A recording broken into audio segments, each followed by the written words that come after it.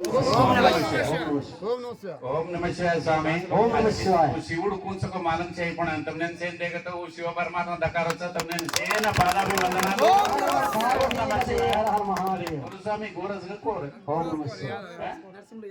నరసింహుడు యాదవ్ స్వామి. అన్న స్వామి మీరు కూడా యాదవులు గిరిజనులు ఒకటే కాబట్టి మా అందరి స్వాముల తరఫున మా బంజారా సేవా సంఘం తరఫున అందరి తరఫున మీ పాదాలకు నమస్కారం. ఓం నమ శివాయ. చూడండి భూమి మీద మనుషులకు తప్ప ఈ భక్తి ఎవరికి రాదు. 84 లక్షల జీవులు ఉన్నాయి. ఓ జీవులేమో కేరీ భక్తి करे चांस సగ యాడి కేరీ సగ యాడి చేయి. ఓమా శివ భక్తి అని అంటే అంత ఈ సింపుల్ కాదనమాట. ఇప్పుడు మల్లన్న మల్లన్న అని అంటారు, యాదవ కమ్యూనిటీలో మల్లన్న మల్లవ్వ అని అంటారు. ఎవరు దేవుడు పేరు పెట్టుకొని మనం పిలుచుకుంటున్నాం అన్నమాట. లేచినా కూర్చున్నా మల్లమ్మ లేచినావా, మల్లమ్మ పడుకున్నావా, మల్లమ్మ భోజనం చేసినావా అంటే దేవుడికి మన సాంప్రదాయంలో సనాతన ధర్మంలో హిందూ సంప్రదాయంలో దేవుడిని పేర్లే పెట్టుకుంటాము. ఏం పేరు అని అంటే రామదాస్ అంటాం. రాముడికి దాసుడు అన్నమాట. అంటే మనము ఏదో పెద్దోళ్ళం గొప్పోళ్ళం అని చెప్పుకోరన్నమాట. మన సాంప్రదాయం అది, హిందూ సాంప్రదాయం అది. అట్లాంటి సాంప్రదాయంలో మనం మన అదృష్టం కొద్ది పుట్టినాం. ఈ భూమి మీద 84 లక్షల జీవులు ఉన్నాయి. దాంట్లో మనుషులకు తప్ప ఈ భక్తి ఏంటిది, దేవుడు ఏంటిది, జంతువులు ఏంటిది, పాములేంటి, చేపలేంటి, పక్షులేంటి. ఇప్పుడు భూమి మీద 4 రకాల జీవులు ఉంటాయి. నీళ్ళలో ఉండేటి మనం చూస్తాం. మళ్ళీ మనం కాయంతో నీళ్ళనే బతుకుతాయి. నీళ్ళకి వెళ్ళి బయటకు వచ్చి భక్తి ఓం నమ శివాయ ఓం పార్వతి మాతాయ నమ అనగలుగుతాయా?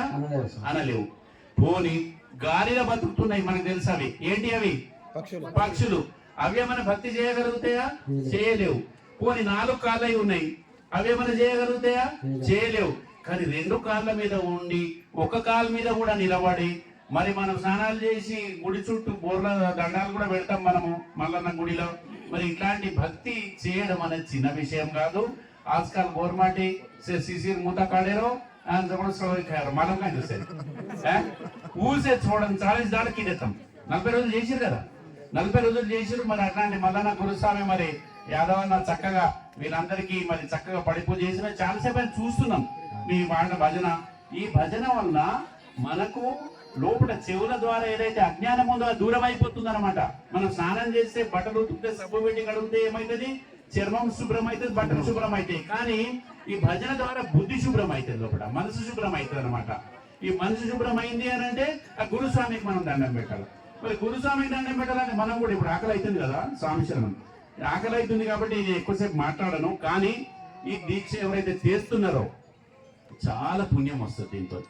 ఈ భూమి దగ్గర మనం పోయేటప్పుడు 2 బీజాలు మనకు మిగులుతాయి. మనం చెడు చేస్తే ఏమొస్తుంది? చెడు వస్తుంది, పాపం. మంచి చేస్తే పుణ్యం. ఈ 2 వస్తాయి. కాబట్టి దయచేసి ఈ దీక్షలు ఎవరైతే ఉన్నారో వాళ్ళకి మంచి జరుగుతుంది. మీరు ఏం మంచి జరిగిందో వచ్చే సంవత్సరం దాకా వాళ్ళు మన పక్కింటి వాళ్ళకి చెప్పుంది. అప్పుడు తాండేవాడు అనుకో, అప్పుడు పామడే అనుకో, బియ్యం అనుకో, మామ అనుకో, ససరే అనుకో, అమంతం కేవుకరో ఊరు ఆచో విషయం మనం కడచ్చు. అంటే దీక్ష వలన మంచి జరుగుతున్న విషయాన్ని ఇంకోళ్ళకి చెప్పకపోతే కూడా మనం స్వార్థపడలం అవుతాం. అప్పుడు కేవుకరణం ఒకటి. 2వ విషయం ఏంటంటే ఏ దీక్ష చేసినా అయ్యప్ప దీక్ష కావచ్చు, శివ దీక్ష కావచ్చు, హనుమాన్ దీక్ష కావచ్చు, చాలా గొప్ప విషయం ఇది. అందరు చేయలేరన్నా. అందరూ వచ్చి ఇక్కడ దండం పెట్టాలంటే పెట్టలేరు. చప్పట్లు కొట్టి భజన చేయమంటే చేయలేరు. నమ శివాయ నమ శివాయ నమ శివాయ అని అనమంటే అనలేరు. ఎందుకు తెలుసా? కొంతమందికి నోరే లేదు, కొంతమందికి చేతులే లేవు, ఓ పెరాలసిస్, కొంతమందికి ఇంకేమేమో ఉంటాయి. ఇక మనం అనొద్దావి కొన్ని ఇవన్నీ ఎక్కువనే అనుకో. పిసా జాదా సకేల ధోకస్ దేవేనే ధోకేని జాత్ మోటార్ సైకిల్ ధోకస్గా ధోకేని 2-3 కార్లు ఎక్కువైనాయి అనుకో ధోకస్గా. వీళ్ళందరు కసే ధోకని కనుక భగవాన్ కాయించే వారికి అదే ఇస్తాడు అన్నమాట. అదే ఇచ్చేసి దూరం అయిపోతే పోనీ నెక్స్ట్ జన్మలో ఇక 4 కాళ్ళు ఇస్తాడు అనమాట. ఇక మనం ఏం చేయాలి ఇక మనం. కాబట్టి మన శివభక్తులు మీరు అందరు చక్కటి మన శివరాల్ మహారాజ్ ఫోటో కూడా ఇక్కడ పెట్టారు. శివరాల్ మహారాజ్ ఎవరో కాదు, శివుడే.